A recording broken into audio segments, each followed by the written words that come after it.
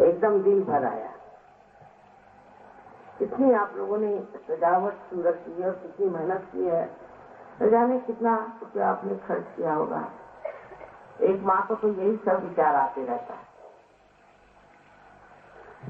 और सोचती हूँ एक साल के अंदर इतना परिवर्तन उस गांव में कैसे हो गया और लोगों में इस कदर जागृति आ गई है कि हमें सत्य को पाना चाहिए।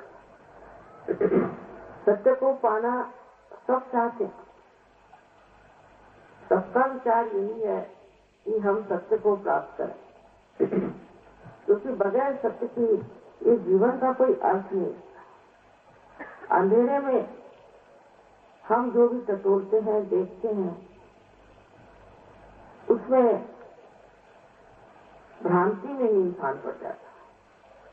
और यह कलयुग की विशेषता है कि कलयुग में लोग भ्रांति में आ जाते, उनके अंदर किसी चीज पर श्रद्धा नहीं बैठती, क्योंकि अजीब और गरीब लोग परमात्मा का नाम लेकर के बड़ी बड़ी बातें करके, धार्मिक बातें करके लोगों को भुलावे में डालते हैं।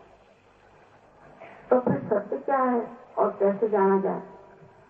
लेकिन जो खोज रहे हैं वो इसमें मार खा जाते हैं।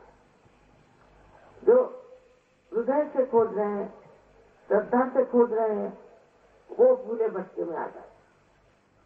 और इसीलिए अपने हरियाणा में मैंने कहा था कि जरूर शुरू करें। उस यहाँ के लोग सीधे सरल हैं, और हो सकता है यहाँ भी गुरुओं का चक्कर चल पड़ा होगा। जहाँ पर सादगी होगी वही गुरु जरूर जाता, और वो गुरु नहीं है, अगुरु। कोई कोई तो दुष्ट है, राक्षस है, वो अपने को गुरु कहलाते हैं और सारा काम ऐसा करते हैं कि आपसे जितना कुछ ऐंठ सकते उतना ऐंठ लें और आपकी कुंडलिनी खराब कर, आपकी सारी दिशा भूल हो जाए। आप समझ ही नहीं सकते हैं कि क्या गलत काम है और क्या क्या सही काम है।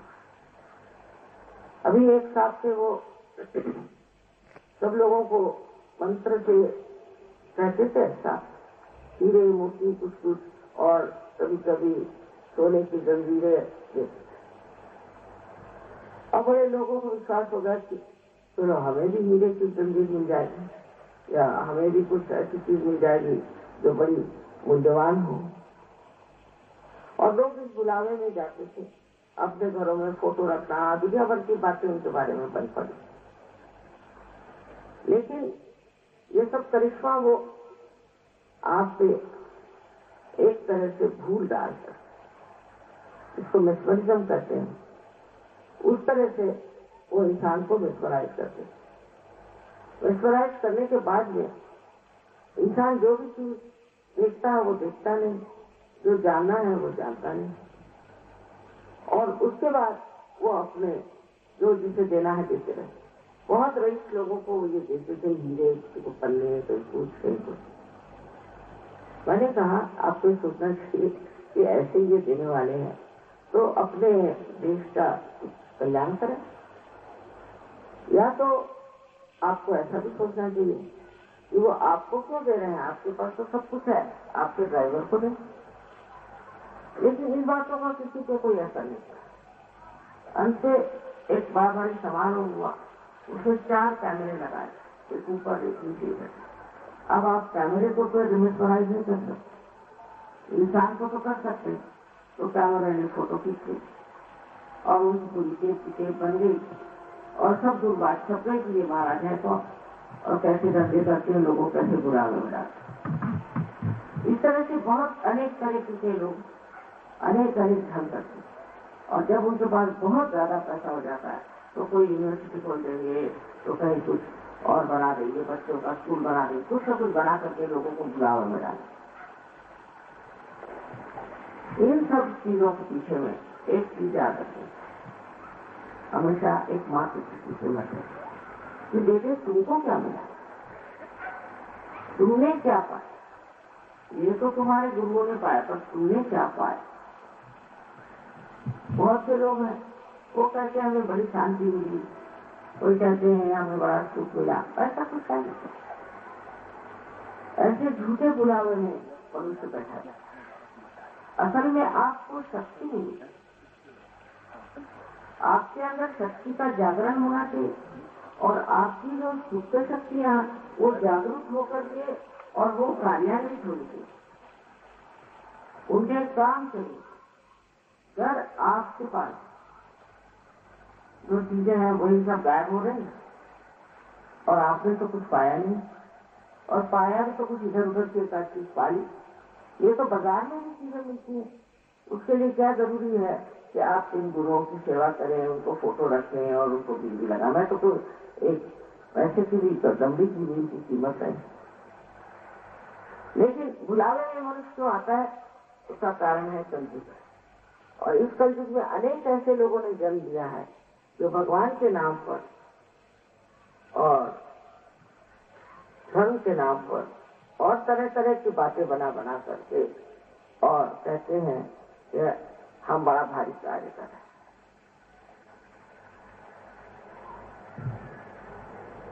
आपके सामने अभी उन्होंने बताया ही है कि हमारे अंदर चक्र कैसे हैं और चक्रों की क्या स्थिति है और किस तरह से कुंडलिनी का जागरण होता है और उससे किस तरह हमारे सब चक्र जो हैं वो प्लावित होते हैं और इसके अलावा इस तरह से उन्हें प्रकाश आता है। हमारा चित्त जैसे प्रकाशमय हो जाता है और उससे हम देखने लग जाते हैं कि क्या क्या चीज हम गलत कर रहे हैं। हम खुद ही अपने ही गुरु हो जाते हैं, हम खुद ही अपने को देखने लग जाते हैं और अपनी जो गतिविधियां हैं उसकी चालना हमारे समझ में तब आ जाता है कि देखो ये चीज हम कर रहे थे, ये हमें नाश की ओर ले जाती है, ये हमारा विनाश करे। ये खुद अपने आप समझ में आ जाता है क्योंकि कुंडलिनी के जागरण से आपके आत्मा का प्रकाश आपके चित्त में आ जाता है। उसका आप एकदम देख लेते हैं। अभी आप सब लोग यहाँ बैठे हुए साथ में और अगर कोई यहाँ प्रकाश में अंधेरा हो तो आप एक दूसरों को भी नहीं जानिएगा। आप जब चलिएगा तो इससे लड़खड़ाइए, उससे लड़खड़ाइएगा या जगह ही खड़ा हो जाए या किसी बच्चे से ही पैर पड़ जाए। यही है कि अज्ञान के अंधकार में इस कलयुग में मनुष्य खो जाता है और उससे खोने का मुख्य कारण ये है कि अभी तक की जो कुछ भी प्रणालियां रही, लोग आकर के खड़े हो गए तो उन्होंने अपने अपने तरीके से सब चीज चलाने शुरू कर दी। यही बात हर हमारे व्यवहार में आ गई, प्रांगण में आ गई। अब सब लोग कहते देखिए हमारे जमाने में तो ऐसा नहीं था, आजकल पता नहीं ऐसे कैसे हो रहा है। हमारे जमाने में बात नहीं थी क्योंकि उस जमाने में जो बातें होती थी उसके पीछे में लोगों में एक परमात्मा का भय था।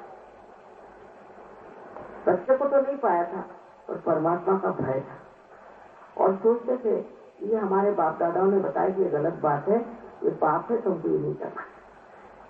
लेकिन अब वो भय उठ गया क्योंकि परमात्मा है कि नहीं, यही प्रश्न लोगों के सामने खड़ा हुआ। परमात्मा पे हम विश्वास करें या नहीं करें।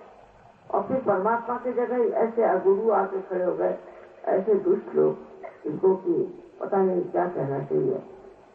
तो वो बीच में खड़े हो जाने से सारी ही परमात्मा की सृष्टि बदल गई और हम भी बदल गए और बहुत सारी ऐसी गलत बातें होने लग गई कि जो होनी नहीं चाहिए। मनुष्य बहुत ज्यादा अपने में ही सीमित रह गया, अपने में ही, अपने स्वार्थ में, अपने विचार में और उसने परमार्थ के और लक्ष्य में। क्योंकि जब आप मंदिरों में जाओ, चर्च में जाओ, मस्जिदों में जाओ, कहीं भी जाओ, बस पैसा पैसा, हर जगह पैसा। पैसा की वजह कुछ नहीं होता। कोई समझता ही नहीं है जब कहते हैं कि सहयोग में पैसा नहीं दिए, कोई नहीं समझता। अब बताइए ये इतने सुंदर यहाँ फूल लगे, इन फूलों को हमने प्राप्त किया, ठीक है, माली को पैसे दिए, पर इस पृथ्वी माता को कुछ पैसा दिया क्या?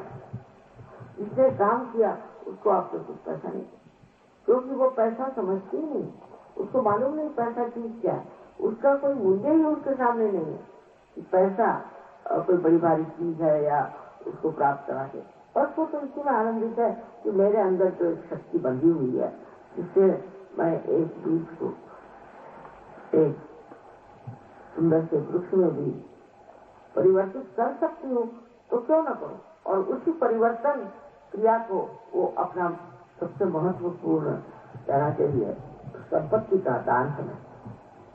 इसी प्रकार सहयोग में भी आप जानिए कि ये एक जीवंत क्रिया है, जीवंत क्रिया। वो कैसे घटित होती है? कोई पूछेगा कि एक बीज क्या लगाइए, तो उसमें से पौधा कैसे निकल आता है? कोई जवाब नहीं।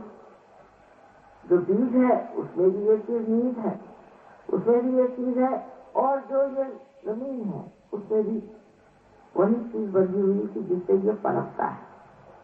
ये सब अंदर से बंधी हुई चीजें शुरू से परमात्मा ने बनाई हुई है, और उसी के कारण ये सृष्टि जो है इससे तो भी ऐसे कार्यों को करती है इसको हम समझ नहीं पाते।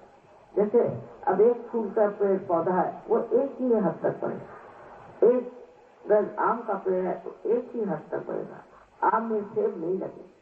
ये सारी सीमाएं मानने वाली जो शक्ति है उसी को हम परम चैतन्य कहते हैं। इसको बहुतों ने नानक साहब की आज शताब्दी है, उनको नमस्कार करके हम कहते हैं, उन्होंने कितनी बार इस बात पर कहा ये जीवंत क्रिया है, इसके लिए काहे जंगल में जाते, कहाँ जाते, तुम्हारे हृदय में बसे हुए उस परमात्मा को प्राप्त करो। उन्होंने खुद का सहज समाधि लागू, समाधि माने ये जो उसी दशा हमारे चेतना की है वो सहज होती है, उसमें ये नहीं कि ये करो वो करो, कुछ भी करने की जरूरत नहीं, अपने आप होती है। और आज का बड़ा भारी दिन है, ये कहते हैं कि इसका नाम गुरु राम था, और यहाँ पर नानक साहब के शताब्दी पर हमें आना पड़ा, ये बहुत बड़ी बात है। आज गुरुओं पर कहने की बात ऐसी आ गई है कि कहाँ वो लोग और कहाँ ये लोग, अपनी बुद्धि चलाने और सोचना चाहिए। ईसा मसीह को 30 रुपए में बेच डाला गया, क्या उन्होंने किसी से रुपए इकट्ठे किए? ये लोग आपसे रुपए इकट्ठे करते हैं, बड़े बड़े महल बनवाते हैं, बड़े बड़े पता नहीं क्या क्या धंधे करते हैं, और ये रुपया इकट्ठा करने का धंधा कोई भी परमात्मा का मनुष्य नहीं करता, उसको नहीं समझना।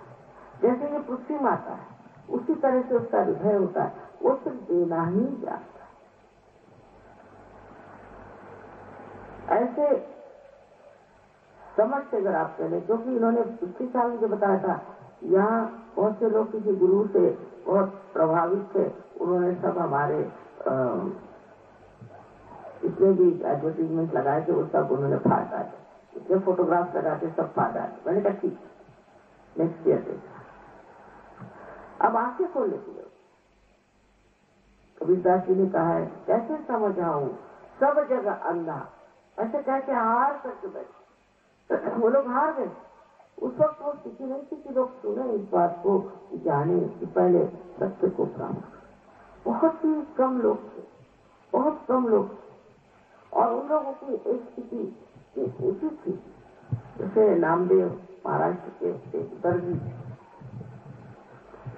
और उनकी एक विशेषता थी कि उनकी जो नौकरानी थी वो भी साधु थी। तो वो फिर पंजाब में आए, तो गुरु नानक साहब ने उनको पहचान लिया, क्योंकि पहचान तो उन्हीं से हो सकती जो स्वयं पहुंचे हुए हैं।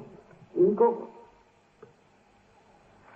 प्राप्त हुआ है परमात्मा का आशीर्वाद, जो आत्म साक्षात्कार, वही आत्म साक्षात्कारी को पहचान। रामदेव एक बार एक गांव में गए, वहां पर एक कुम्हार, मैंने आते आते आपकी कुम्हारवाड़ी देखी तो मुझे उनकी याद आ गई। तो गोरा कुम्हार करके एक कुम्हार थे, वो भी साधु थे। तो जब देखा उनके खड़े थे वहां, जाकर के देखा कि वो अपनी पांव से मिट्टी को तोड़ रहे, उसको देखते ही साथ नामदेव एकदम हताश खड़े, और खड़े हो कहते हैं, मराठी में है कि निर्गुणाच्या भीती आलो सगुणा, माने निर्गुण को देखने आया था मैं, ये सदगुरु पहले हुए उस प्रकाश को, चैतन्य को देखने आया था, तो वो तो सगुण में तेरे अंदर खड़ा है। ऐसी पहचान एक संत की, संतों की है। ये पहचान एक असंत नहीं करता।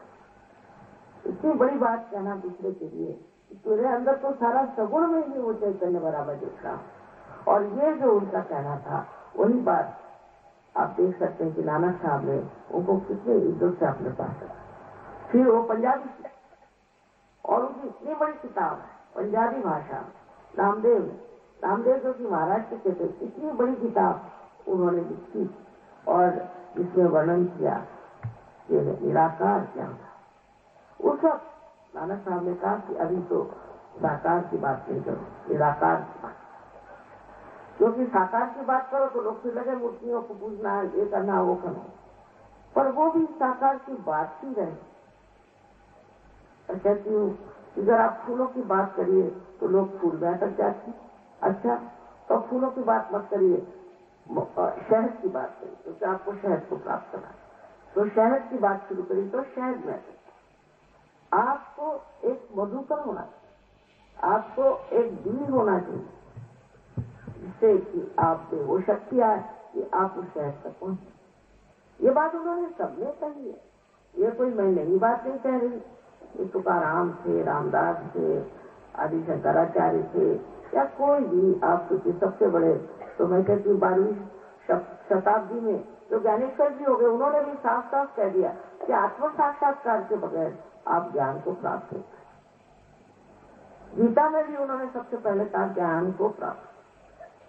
अब ज्ञान को प्राप्त करो, माने लोगों ने पढ़ना लिखना शुरू कर दिया। पढ़ना लिखना तो कोई भी कर सकता, उससे कोई ज्ञानी तो नहीं होता। कभी तो देखा मैंने, ज्यादा जो लोग पढ़े लिखे होते हैं वो तो इस कदर घमंडी, इस कदर गुस्सैले और अपने को पता नहीं क्या समझने लग जाते। कभी कबीरदास जी ने कहा ना, पढ़ी पढ़ी पंडित मूर्ख भय, कि पढ़ करके वो सोचने लगते हमें बड़े विद्वान है, हम ही ने जैसे कोई गीता लिखी है, हम ही सब रामायण जानते हैं, हम ही सब कुरान जानते हैं। और इसमें एक तरह की जो मद का नशा चलता है, उससे आदमी देख भी नहीं सकता कि मैं जिसको कहना हूं ज्ञान, वो ज्ञान नहीं, क्योंकि ज्ञान एक ही चीज, इसलिए कि हम अपने नसों पर जान सकते हैं, अपने सेंट्रल नर्वस सिस्टम के ज्ञान को जानना है। जैसे इंसान और पशु में अंतर है कि बहुत सी बातें इंसान जानता है, पशु नहीं। वो जानता है अपने सेंट्रल नर्वस सिस्टम, अपने हाथ में बचे हुए नसों से जानते हैं। ज्ञान, इसे ज्ञान को, ये बोध, ये शब्द बुद्ध ने भी इस्तेमाल किया, बोध। बोध माने हमारे अंदर जो हमारी यंत्रणा है पूरी बनी हुई, ये हमारे शरीर में जो ब्रेन है और उसकी जो कुछ चीजें हैं, उस सब में इसका ज्ञान होना चाहिए। जैसे आप बैठे, आप देख रहे हैं कि यहाँ लाइट जल रही, अभी आप सब देख रहे हैं और सब यही बात जान रहे हैं कि यहाँ लाइट जल रही। इसमें तो कोई शंका नहीं कर सकता, क्योंकि आप अपने आंख से इसे देखते, अपने सेंट्रल नर्वस सिस्टम से आता है। इसी प्रकार ज्ञान वो होगा जो आप अपने शरीर के अंदर उसे महसूस करें, अपने बुद्धि चातुर्य से नहीं, या अपने भावना से नहीं कि हाँ मैं तो बस भगवान में रख हूँ और मैं तो बस भगवान की गाना गाती रहती हूँ और फलाना, इसमें कोई है, ये सब नाटक। और इसलिए एक माँ के रिश्ते में आपसे बताती हूँ कि नाटकों से दूर है। सत्य को पाने के लिए सबसे बड़ी चीज ये है कि आप अपने को जानिए कि आप इसलिए दुनिया में आए। साइंस आपको सब चीजों का जवाब दे सकता है, ऐसा लोग सोचते हैं, ये गलत है। बहुत सी बातों का वो जवाब दे ही नहीं, और खास करके इसका जवाब नहीं दे सकता कि आप इस दुनिया में आए क्यों, आपका यहाँ आने से मतलब। इस पर गौर करके देखना चाहिए कि हमने अपने को जाना ही क्यों। जाना नहीं है। हम कहते हैं मेरी बुद्धि कह रही है और मेरा दिमाग सोचता है, या हम कहते हैं कि ये मेरा है, मेरी आंख, मेरा हाथ, पर ये मेरा मैं है कौन? इसको हमने जाना नहीं। ये मैं कौन, यही जानना आत्म साक्षात्कार। और उसके जानने का मतलब बुद्धि पुरस्कार नहीं है कि वो अपने दिमाग से जाना जाएगा, ये बात नहीं। वो आपके नस नस पे जाना जाना, और जब वो इस तरह से जाना जाएगा वही असल में ज्ञान है। ये बात कृष्ण ने सबसे पहले अर्जुन को बताई, पर अर्जुन ने फिर सवाल पूछे तो उन्होंने कहा ठीक है, तू कर्म करो और सब परमात्मा पे छोड़ो, हो ही नहीं सकता। कृष्ण जो थे वो कहना चाहिए बड़े भारी डिप्लोमैट।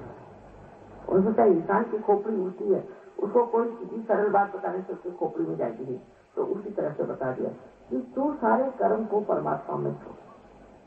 तो कोई अगर मर्डरर होगा तो वो भी कहेगा कि हाँ भाई ठीक, मैंने छोड़ दिया कृष्ण। कोई बुरा काम करे कहे छोड़ दिया। कृष्ण जानते थे कि ये लोग थक के फिर समझ जाएंगे कि इसमें कुछ न कुछ बात, ये तभी हो सकता है जब आत्म साक्षात्कारी आप हो। जब आप आत्म साक्षात्कारी होते हैं तब आपके दिमाग में ये बात नहीं रहती कि मैं ये कर रहा हूं या मैं नहीं कर रहा हूं। हो रहा, सब घटित हो रहा। कोई सहयोगी अगर किसी को उसकी कुंडली जगा रहा है, मैंने कभी क्या बात चढ़ नहीं रही, उतर नहीं रही, बनता नहीं मामला इनसे, ये नहीं कहेगा कि मैं नहीं कर रहा हूं, ऐसे नहीं कर। ये बड़ी भारी कमाल है कि अपने आप ये घटित हो जाता है और मनुष्य जो है अकर्म में आ जाता है। यही चीज सहयोग से आप प्राप्त करें। सह माने आपके साथ और जो माने पैदा हुआ, ये आपका हक, आपका हक है कि आप। उर्दू में बहुत से लोग धर्म को हक कहते, उसका मतलब ये है कि धर्म है आपका हक। धर्म को पाना, धर्म के बारे में बातें करना नहीं। इधर है एक ईसाई होगा, मुसलमान होगा, या रिलीजियस सिख होगा, या किसी भी धर्म का हिंदू होगा, तो बातें तो धर्म की बहुत कर लेता, लेकिन सारे कुकर्म सब कर सकते। ये नहीं कि एक आदमी हिंदू है तो वो नहीं कर सकता, कि मुसलमान है तो नहीं कर सकता, सब कुकर्म कर सकते। इसका मतलब है उसमें धर्म नहीं। किसी धर्म में होने से उनसे धार्मिक नहीं होती। धर्म अंदर से जागरूक होना है, और यही धर्म है, यह हक है। इस धर्म को अंदर जागरूक करना, यह आपका हक। और ये जब जागरूक हो जाता है तो मैं किसी से कुछ बात को मना नहीं करती। अच्छा कैसे बचे, एक बार अपनी कुंडली ही जागरूक करो, फिर उसके प्रकाश में आप ही आप अपने को ठीक कर लेते। उसको कुछ करने की जरूरत है। जो कुछ भी गलत चीजें अपने आप छूट जाती है और जो बढ़िया चीजें आप प्राप्त करते। इसके इतने अनंत आशीर्वाद है।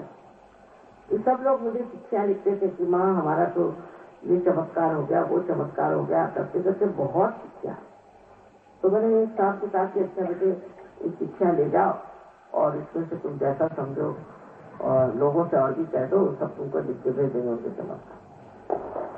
तो एक महीने में उन्होंने फोन किया मुझे कि माँ यहाँ तक तो आ गए मेरे पास। अब ये बताइए कि इसमें से कौन सी छापी जाए, कौन सी छापी जाए।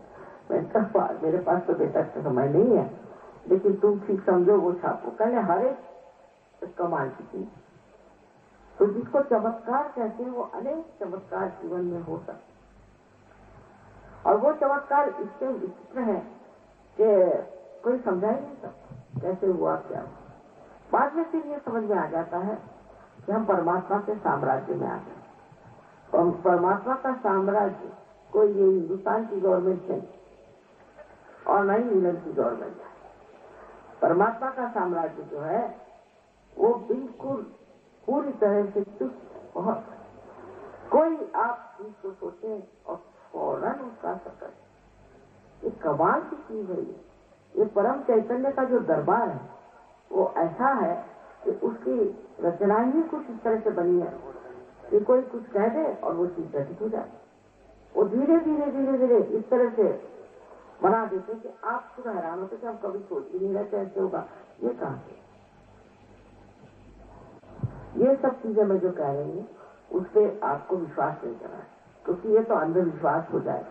अंधविश्वास से आप कुछ नहीं पाते, किंतु मैं इसलिए बता रही हूँ कि आप समझ लीजिए कि जिसे आपको प्राप्त करना है वो चीज है आपकी अपनी शक्ति और आपका अधिकार कि आप परमात्मा के साम्राज्य में बैठे, उनके दरबार में बैठे, उनके आप एक सिटीजन हो जाए और फिर आप देखिए आपके इंतजाम कार बैठे हों। पर यह चीज होने के लिए ये जरूरी है कि पहले आपकी कुंडलिनी की जागृति हो। तो सत्य क्या है कि आप शरीर बुद्धि मन आदि उपाधियां नहीं, किंतु आप स्वयं शुद्ध आत्मा, ये सत्य। अभी तक जो आप थे वो मेरा मेरा करते रहे, अब मैं हो जाए। उसके बाद दूसरा सत्य है कि चारों तरफ जो फैली हुई परमात्मा की शक्ति है, परम चैतन्य, वही सब जीवंत कार्य को कर, वही शक्ति और उसी शक्ति का जब संबंध हमसे हो जाता है, जब हम उसे प्राप्त कर लेते हैं तो वो हमारे अंदर से पूरी समय बहती है। और इसी के लिए ये जैसे इसका एक कनेक्शन है ना, ऐसा ही कनेक्शन ये कुंडलिनी जग करके उस परम चैतन्य शक्ति से करा। अब इसके आप अगर बुद्धि से उसका विश्लेषण करें और उसके ऊपर सोचे कैसे कैसे हो सकता है। मां लोगों ने तो कहा कि कुंडलिनी का जागरण बड़ा कठिन है, फिर कोई कहते हैं कि मां कुंडली के जागरण से बड़ी गर्मी आती है, ये पर ये तो कुछ होता नहीं, अभी तक हुआ नहीं थी। अच्छा, फिर ये भी कि हम सोचे मैं देखा है कि कुंडली जागृत हो जाती है, और अगर हो जाती है तो कोई तो बात विशेष है, अगर ये जागृति हो जाती है तो कोई ना कोई विशेष बात है। और आज आप ऐसे सभा में पैदा हो, ये खास कर ऐसा बाहर का समय है जिसको मैं ब्लॉसम टाइम कहती हूँ। इस समय ऐसे लोग पैदा हुए हैं कि वे बड़े आतुर हैं परमात्मा को जाने, बहुत उत्कंठा से, बहुत लगन से चाहते हैं कि हमें सत्य प्राप्त हो, किंतु भुलावे में आ गए क्योंकि ये कलयुग है। इस कलयुग के काले अंधकार में वो खो गए। पर कुछ भी हो जाए, अगर वो साधक है तो उनका ये हक है कि वो इसे प्राप्त करें और वो उनको मिलना चाहिए। इसके लिए आप पैसा कितना देंगे? जिस पृथ्वी को पैसा दो, नहीं तो कुछ भी दो, उसको कुछ समझ में आता है कि उसको कोई अकल है क्या? उसको पैसा क्या नहीं। और इस कार्य के लिए आप मेहनत क्या करनी? जब सब चीज आपके अंदर बंधी हुई है और जब सब चीज आपकी पहले ही से तैयार है, सिर्फ जैसे कि एक समझ लीजिए ये मोमबत्ती पहले से तैयार है, अब इसके अंदर अगर आपको दीप जलाना है तो क्या मेहनत करनी है? एक दूसरी मोमबत्ती ला के उसके पास पकड़ लीजिए, वो जल जाएगी। सीधी सीधी बात है, इसमें आपका लेना देना कुछ नहीं बनता। सबसे बड़ी बात है कि सबसे प्यार है। प्यार की बात तो कोई करता ही नहीं, एकदम शुद्ध प्यार, शुद्ध प्रेम। और ये जो शुद्ध प्रेम है ये इतना मधुर और इतना संयोग करके आपके अंदर ऐसे ऐसे करामात करके दिखाएगा कि आप खुद हैरान हो जाएगा कि ये सहज में क्या कमाल है। इसमें कुछ बुद्धि की चेष्टा नहीं है, ये बुद्धि से परे, मन से परे एक आपकी एक अवस्था है। इसमें दो अवस्थाएं प्राप्त होती है। पहली अवस्था है जिसको हम कहते हैं निर्विचार समाधि। उस दशा में, निर्विचार समाधि की दशा में आप निर्विचार हो जाते, एक विचार उठता है खत्म हो जाता है, दूसरा विचार उठता है खत्म हो जाता है। हम लोग या तो भूत में रहते हैं भविष्य में। भूतकाल में शिक्षा जो बीत गया उस पर सोचते हैं या भविष्य के बारे में, और उसी पे हम नाचते रहते हैं। लेकिन ये हम सोचते नहीं कि हम ये जो वर्तमान ये समय इसमें नहीं ठहर पाते, इस समय में नहीं ठहर पाते, वर्तमान में हम ठहर नहीं पाते। पुनर्जीवन के जागरण से ये जो आपके विचार हैं तो एक बार उसके गिर जाते हैं और फिर उठते हैं, जिससे वो अलग अलग होता है। और उसके बाद बीच में जो जगह है उसको विलंब कहते हैं, उसमें आपका चित्त ठहर जाता है, तब कोई विचार नहीं, पर आप पूरी तरह से सचेत है, चेतित है। इस तरह के निर्विचार समाधि, समाधि माने जी माने बुद्धि, तो समा माने जो समा गई, बुद्धि से परे है जी, पर समझ लीजिए कि बुद्धि को समझ लीजिए, तो आपकी जो चेतना है वो समाधि। तो पहले निर्विचार समाधि ये प्राप्त हुई, और उसके बाद में निर्विचार समाधि के बाद में निर्विकल्प समाधि प्राप्त होती। बहुतों को दोनों एक साथ मिल जाते। निर्विकल्प में कोई शंका कुशंका नहीं रह जाती। उसको जब आप इस्तेमाल करते हैं इस शक्ति को, तो आप आश्चर्य करते हैं कि आपके हाथ से कुंडली उठ रहे लोगों, आप लोगों की बीमारियां ठीक है, दूसरों के आप चक्र देख हैं, क्योंकि आप सामूहिक चेतना में जागरूक हो गए। दूसरा कोई है ही नहीं, आप ही एक शरीर के अंदर प्रत्यंग हो गए, इसलिए आप महसूस कर रहे हैं, उसको जान रहे हैं कि दूसरे में क्या तकलीफ है, शिकायत है, आपके उंगलियों पर आप जान रहे हैं। उस सामूहिक चेतना पर जब आप कार्य करते हैं और सामूहिकता में जब आ जाते हैं, तो आपको एक दूसरी दशा प्राप्त होती, जिसे हम निर्विकल्प समाज। निर्विकल्प माने कोई विकल्प नहीं रह जाता, तब आप समा जाते हैं, हाँ सत्य को पाने। ऐसे कहने के लिए तो बात बड़ी अनूठी लगती है, लोग ऐसी बातें कहते नहीं और बताते नहीं है कि आपकी चेतना में इतना परिवर्तन हो जाता है, एक नया आयाम, एक नया डायमेंशन आपके अंदर आता है। वो ये कि आप सामूहिकता में उतर के सबको जानते हैं, सबको समझते हैं, सबके चक्रों के बारे में जानते। आप बोलेंगे नहीं, लेकिन आप जानेंगे। कल आप ये समझें कि इन चक्रों के कारण ही हमारे अंदर जो भी दूषित हुआ, जो भी गलत है, वो सब इन चक्रों के कारण, चाहे शारीरिक, मानसिक, बौद्धिक और संसारिक कोई सी भी चीज हो, इसके अलावा आध्यात्मिक कोई सी भी चीज जो हमारे अंदर खराब होती है, चक्रों की खराबी से होती है। और अगर हम चक्रों को ठीक करना सीखें और उनके बारे में जान लें, तो हम ठीक हो सकते हैं और दूसरों के भी हम चक्र ठीक कर सकते हैं। ये सब शक्तियां आपके अंदर है और ठीक है, उनको प्राप्त करना है। बस एक बात जरूर है कि आपको इस परिवर्तन के लिए अंदर से एक शुद्ध इच्छा रखनी है। बाकी इच्छाएं पूरी होती है पर तृप्ति नहीं होती। एक शुद्ध इच्छा है कि हमारा योग उस परम चैतन्य से होता है। ये शुद्ध इच्छा अगर आपके अंदर है तो ये कार्य हो सकता है बहुत आसान। और दूसरी बात जो आपको समझना चाहिए कि अपने प्रति हमें एक श्रद्धा होनी, अपने प्रति एक विश्वास कि हम इंसान हैं, सारे पशुओं से ऊंचे, सब सृष्टि से ऊंचे, सारे सब चीजों से ये देखिए फूल है, ठीक है महक रहे हैं, लेकिन इनसे ऊंचे हम इंसान। और हम अपनी इज्जत न करें, हम अपने को न समझें, अपने को हमेशा दोषी समझ लेना। अब ये भी दूसरा तरीका है कि तुम बहुत पापी हो, तुम ये हो, तुम इतना रुपया दो तो तुम्हारे पाप का निर्मूलन हो जाएगा। इस तरह के पाप कर्म बहुत लोग करते, ये सब बात गलत। या तुम इतने दिन उपवास करो, तुम ये कर्म कांड करो, वो कर्म कांड करो। हमारे औरतों को तो इतना ये लोग पकड़ा देते हैं, मैं देख देख के हैरान हो जाती हूँ कि औरतें सुनती क्यों है ये बात।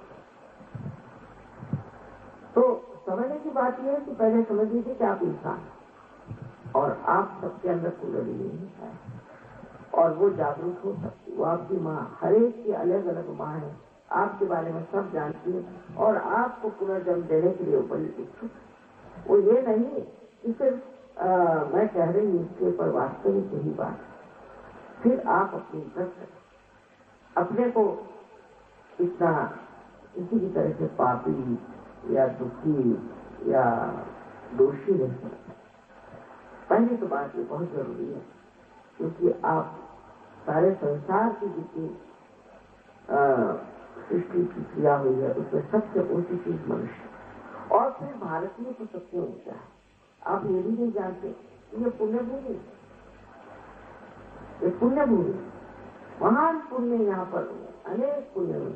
अब वहां जाने से पता चलता है मुझे कि कितने पुण्यवान लोग यहाँ रहते हैं, जिनको कि पाप पुण्य के बारे में पहले ही क्यों मालूम, लेकिन वो समझते नहीं कि हम कितने पुण्यवान हैं और हमें इस पुण्य का कितना लाभ होने वाला। ऐसे ही पुण्यवान आज आप आए हैं जो पाने के बिल्कुल योग्य है।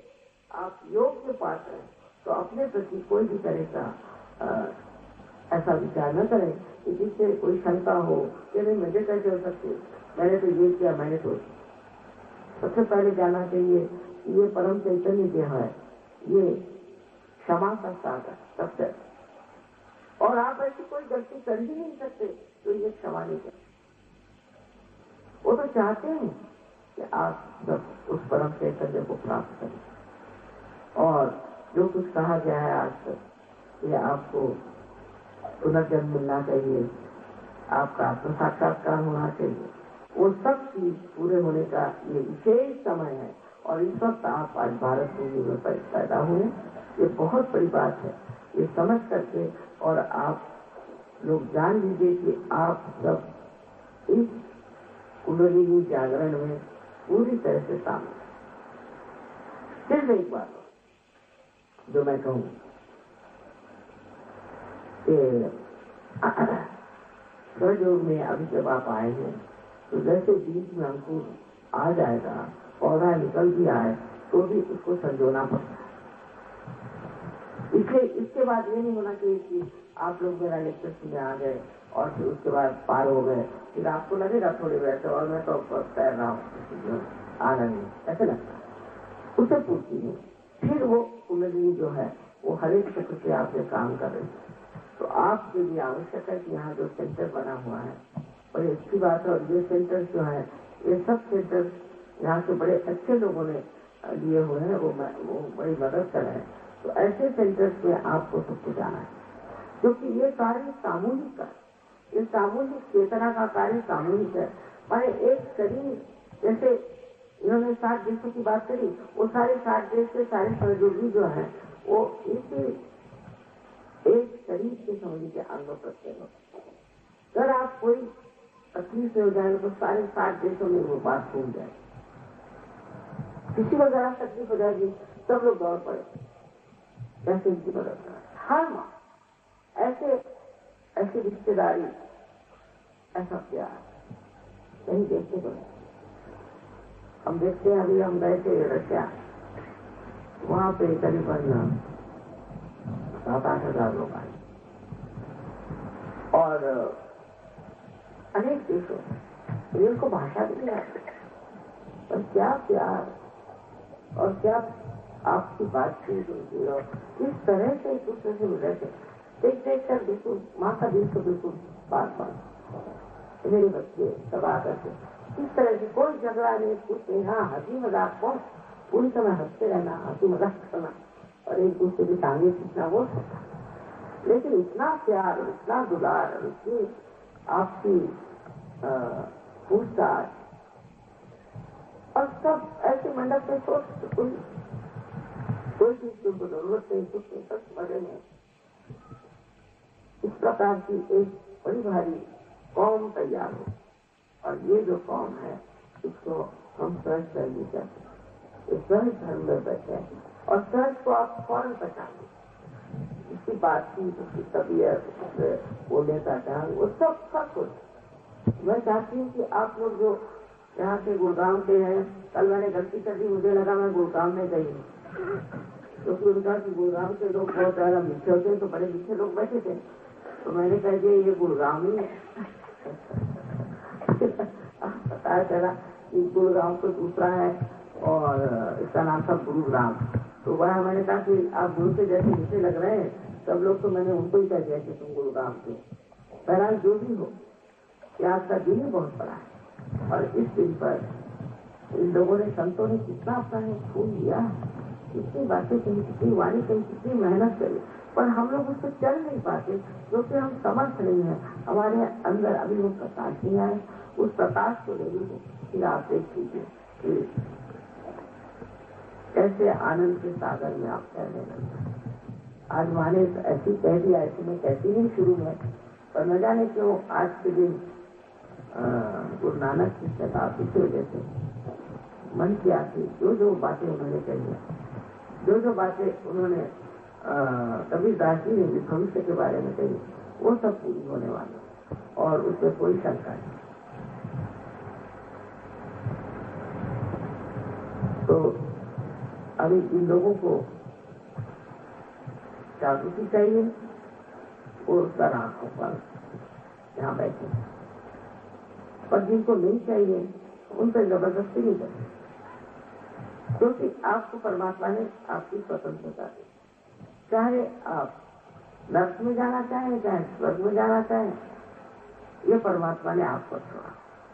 इसके लिए कोई भी नहीं कि कोई जबरदस्ती कर सकता।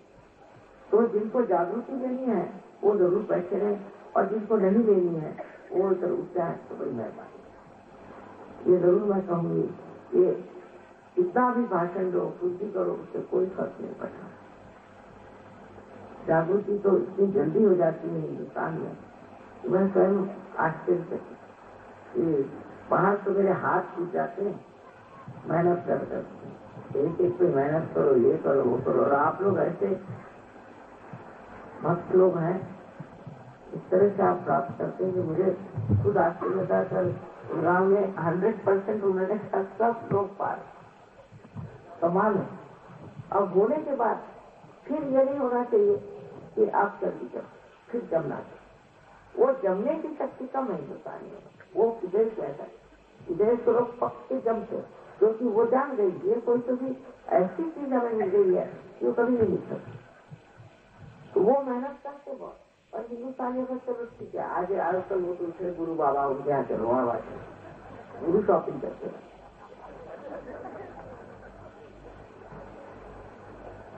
तो इसके प्रति एक बहुत श्रद्धा से अपनी और श्रद्धा, ये अपना आत्म साक्षात्कार जिससे बना, इसीलिए मैं बार बार कहती हूँ अपने और श्रद्धा, और उस श्रद्धा से आप जम जाए। पहले आप अपने को जान लीजिए, फिर आप मुझे भी जान लीजिए। अभी मुझे जानने की कोशिश मत करिए, बड़े कठिन काम है। आप पहले अपने को जानिए और उससे फिर आप जम जाए, उस सत्य पे आप जम जाए, तब आप समझेंगे कि आप हैं क्या। मैं जो कह रही हूँ कि आप इतने गौरवशाली हैं, ये मैं सिद्ध कर दूँ, लेकिन आगे डावाडोल नहीं होना, इसी में जमते जाना। जैसे कहते हैं कि 20 जगह थोड़ा सा पानी मिले वहीं कुआं खोदना चाहिए, 10 जगह खेत करने से क्या फायदा। पर ये जरा हिंदुस्तानी की प्रवृत्ति है कि वो जब तक 10 जगह नहीं घूमेंगे और सब तरफ से मार नहीं खाएंगे तब तक वो जमेंगे। तो मैं नहीं चाहती, मैं चाहती कि आप सब इसी में जम जाएं और आराम से आनंद से जिंदगी। अब इसके कितने लाभ है ये बताने का समय नहीं है, पर आप खुद ही देख लीजिएगा और बता दीजिएगा कि माँ ये फायदा हो, हमारा वो फायदा हो गया।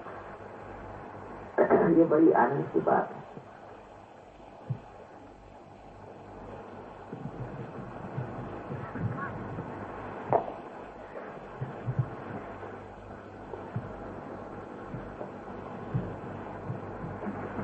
इसका मतलब आप सभी लोग चाहते हैं कि आपकी जागृति हो जाए, ठीक है।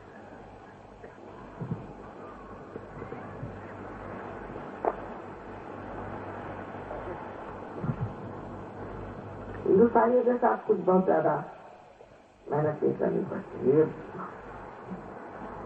एक बड़ा भारी वरदान है आपके लिए। ऐसे आ सकते हैं।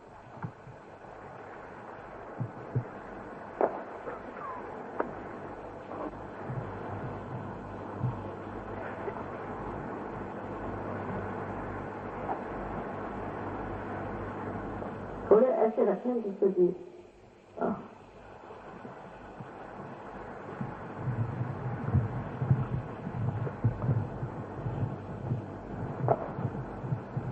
अब अपनी आंखें बंद करें, चाहे तो चश्मा भी उतार दें, क्योंकि उससे दृष्टि भी ठीक होती है। आंखें बंद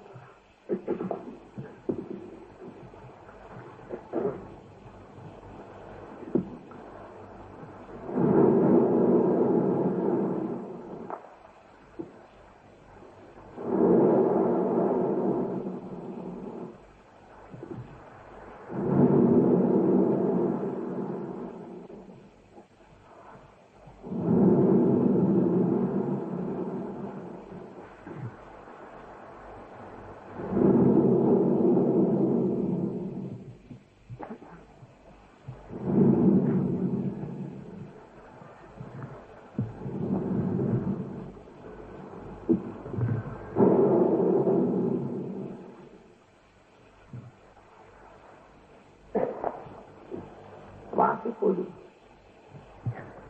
क्या हाथ मेरी ओर करें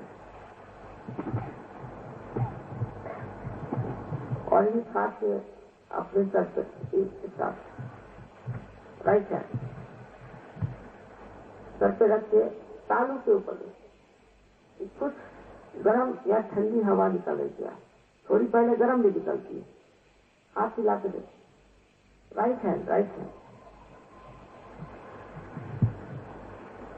ऊपर अदान, हाथ सर से ऊपर तब दिखाई देगा।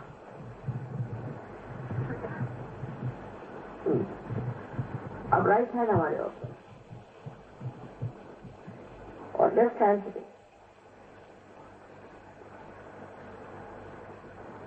सर झुका ले, सर झुका दे, थोड़ा हाथ घुमा के देखिए किसी के लिए ऊपर, बहुत ऊपर तक आते, किसी को यही पास है। सर नीचे झुका ले। अब लेफ्ट हैंड मेरी ओर करिए और right hand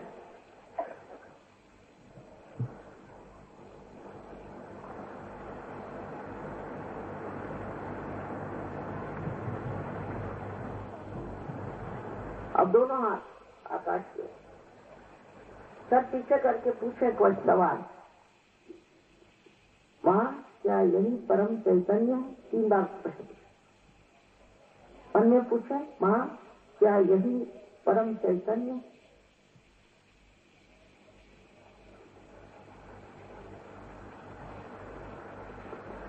Please ask the question, whether is this the Parama Chaitanya? 3 times.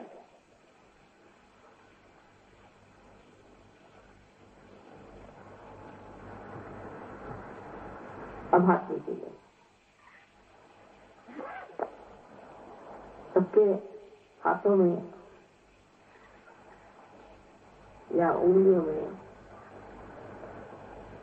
या सर के तालू से ठंडी या गर्म कैसी भी हवा आ रही हो, ऐसे सब लोग हाथ ऊपर करें।